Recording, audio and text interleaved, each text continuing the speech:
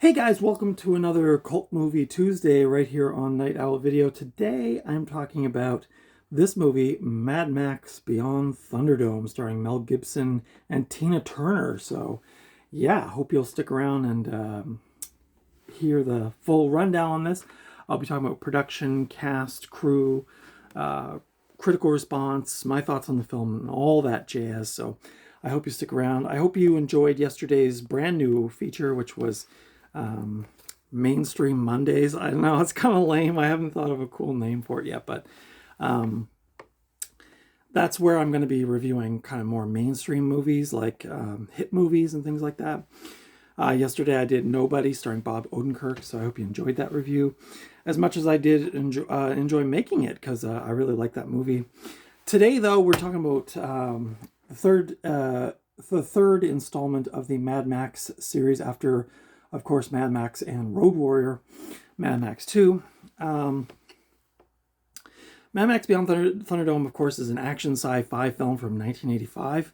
It was directed by George Miller, who of course did all of the Mad Max movies, including Fury Road, the more recent one. And he's also apparently working on the new installment called Furiosa, which I'm looking forward to seeing.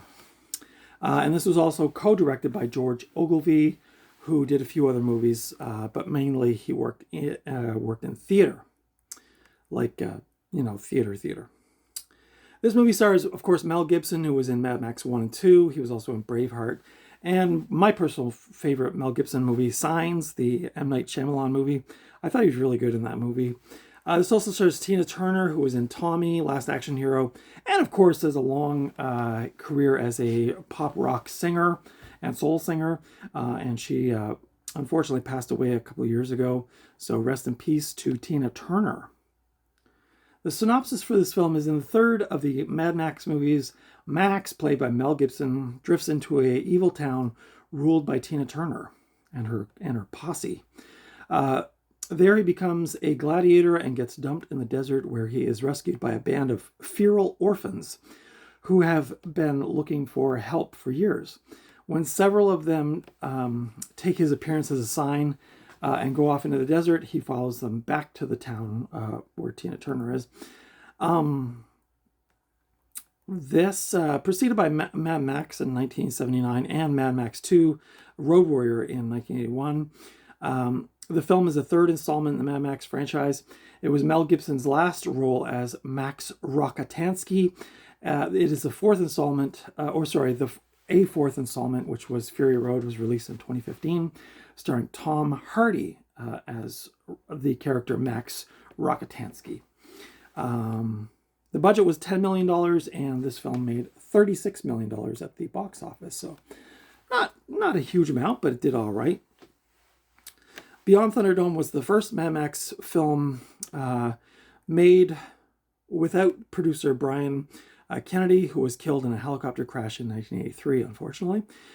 Tina Turner apparently had to shave her head for her wig to fit properly in the movie, so she apparently reportedly had no problem with that. And she does look pretty awesome in this movie with that crazy wig.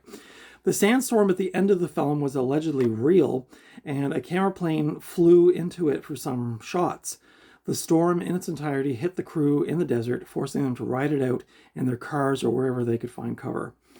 There were 600 pigs in the underworld. That's where Tina Turner and her gang or townfolk hung out in the underworld. Buying that many pigs could have hurt the pork market, so they rented them from a pork farmer.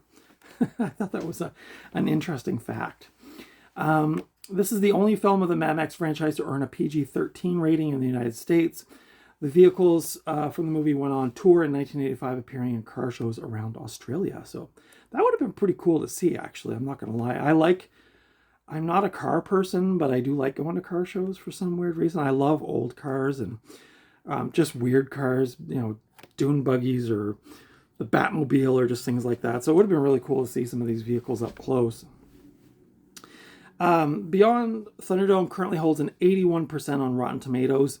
The film received generally positive reviews. Roger Ebert awarded the film 4 out of 4 stars, and later placed it on his list of the 10 best films of 1985. Some fans of the franchise thought it was this one was too Hollywood and didn't carry the same dark tone as the original two films in the series. My thoughts on this film, of course, I would have to agree with that sentiment. This movie is definitely more, I wouldn't say family friendly, but it definitely does not have the darkness of the first two films, especially the first one, which is, to me, is like very, very gruesome. And this was a first time watch for me. I had never seen this up until a couple weeks ago. I think I always avoided it because I think people kept saying it was terrible and all this stuff. So I just avoided watching it. And I finally found a copy and I grabbed it.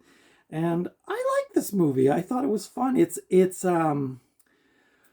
when I was watching it, the thought that came to mind was this is pure science fiction. Like this is less so about like Mad Max and Road Warrior, which I haven't seen in many years, but Mad Max I watch probably once a year or so. I rewatch it fairly regularly, and it is like a sort of a revenge vigilante anti-hero type thing. This one's a lot more soft, I would say. But this kind of reminded me more of like a Star Trek movie, or like remember there was that Star Trek movie, I think it might have been Part 6, where they went to that weird colony on that ice planet. This kind of like in the inverse, it was like on this desert planet, obviously, but it had that kind of vibe to it. To me, it was more of like okay, they're going for more of like a family type Star Trek kind of vibe, but it's pure science fiction to me. Like it's not like souped up cop cars on a lost highway. This is like this kind of post-apocalyptic town, or like complex where Tina Turner is the ruler, and then you've got all these young people who live in the desert, and they sort of see him as like a god, I think, and they follow him into the desert. And it's to me it was more like that. I don't know if I'm putting my word, making total sense on that, but I think for fans of like pure science fiction, you're probably really going to like this. For those of you looking for more of like the car chases on the Australian back roads, this probably won't suit your fancy. It's a very different. It's a bit of a departure, and even now that I think about Fury Road, it's really not. I mean, maybe it's closer to Fury Road than the first two, but I'll be so curious to see where they take it with Furiosa, because I really did like the character Furiosa in the newer one, Fury Road. So, but this movie, yeah, I think this would be a great Saturday afternoon popcorn movie. It's nothing too deep. It's just a good romp. Mel Gibson is, of course, Max Rockatansky. He's still that character, a little older, maybe a little softer, but Tina Turner is just great in this movie. I thought she was really good. I would have liked to have seen her do more acting, I think. I don't really know a lot of her other film roles, but I thought she was really great in this movie. So what else can I say about this movie? I don't know. Like I said, it's very much less less aggressive and dark that compared to the first two, and it's a bit more of like an adventure. And there's little kids in it, so that would appeal to probably like a family watching this on like a Saturday or Sunday afternoon or something like that. So I would recommend this film. This is an old snapper case, as you can see. It's a flipper disc. Not ideal, but I did want to see this, and this served the purpose. This is a DVD from, let's see. Oh, wow, this is an old DVD. This is actually from 1997. So this would have been one of the original runs of DVDs put out by Warner Brothers, and that's hence why it's in a snapper case. But I think the first DVDs started coming out just around there, like 97. They didn't get really popular till like 99 or 2000. So these ones were really early on. This one's in beautiful condition, though. Whoever owned this before me clearly loved it. This has a runtime of 107 minutes. It's a Region 1 DVD. It does say it's actually rated 18 in Canada here, so I'm not sure. The research I did look up said it was PG-13. I guess that's the USA.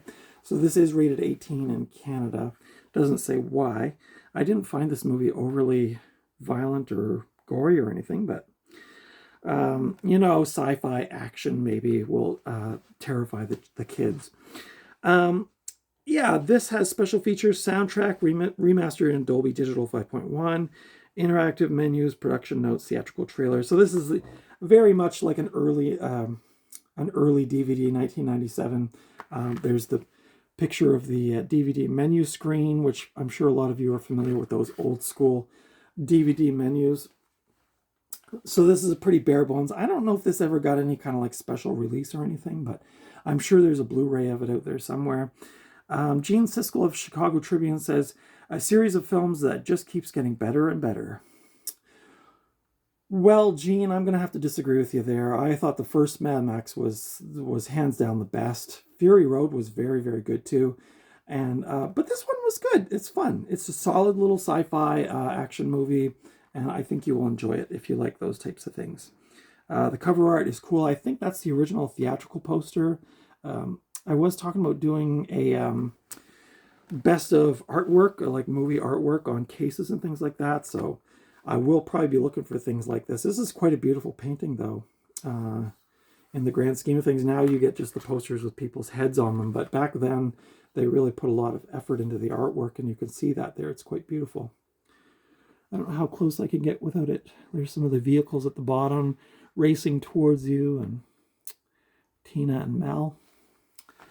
Yeah, so anyway, that's my thoughts on Mad Max Beyond Thunderdome, starring Mel Gibson. What did you think of this movie? Did you like it? Did you not like it? Did you think it was too Hollywood or too soft compared to the other ones? I don't think I'd really want to do like a trilogy, like marathon. The first two go together so well, and this one's a bit of an anomaly. It's more like, I would probably watch like Star Trek 6 and then watch this after that or something. If I was to pair this with another movie, you know, like you're pairing wine with some kind of fancy food dish or something. But yeah, let me know your thoughts on this film. Did you like it? Did you not like it? Did I miss something in here? I don't know. I like this movie. I thought it was really fun. I'll probably rewatch it in time. Yeah, so this is the 1997 DVD. Like I said, I don't know if there's a Blu-ray edition. I didn't look that up, but I'm sure there is. You can currently rent this on YouTube, Google Play, and Apple. But I don't see it streaming anywhere on any of the platforms. And I guess I see this from time to time in the thrift store, but it's not a common one that I see. And maybe that's just because it is this version is fairly old now. So yeah, that's my thoughts on Mad Max Beyond Thunderdome. Let me know what you thought about this movie in the comments below. Consider giving me the thumbs up if you like this review. Consider subscribing if you haven't already. Excuse me. I do now. I'm doing Mainstream Mondays every Monday, which is like popular movies like blockbusters, things like that. Tuesdays, Cult Movie Tuesdays, where I talk about a cult type movie. And then Friday is Fright Fridays, where I talk about a horror movie every Friday. So this week I am doing Jeff Fahey in Body Parts. So you want to tune in on Friday for that. If you missed yesterday's, it was the first in the series of Mainstream Mondays. I talked about Nobody, starring Bob Odenkirk. So go back and check that out if you haven't already. And I'm also going to have a thrifting video, believe it or not. It's a busy week here at Night Owl Video. Despite all the craziness going on around me, it is a busy week with videos. So I hope you'll enjoy all these, and I'll be back soon. Until next time, I will see you at the video store or at the thrift store or just out and about somewhere. But until next time, hopefully I will not find you in a desert being stalked by Tina Turner, although maybe for some of you that would be very exciting. Until next time, take good care of yourselves, and I'll see you in the next video.